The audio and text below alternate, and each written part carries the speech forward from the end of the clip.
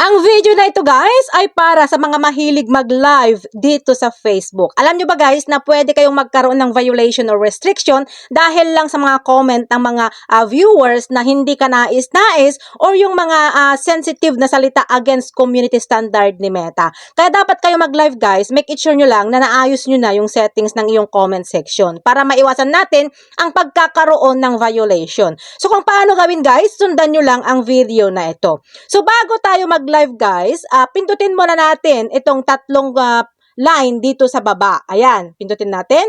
And then, scroll nyo lang siya pababa at hanapin natin yung comment. Yan, pindutin natin. Tapos, pindutin natin itong profanity filter. Yan. And then, iselect natin itong strong.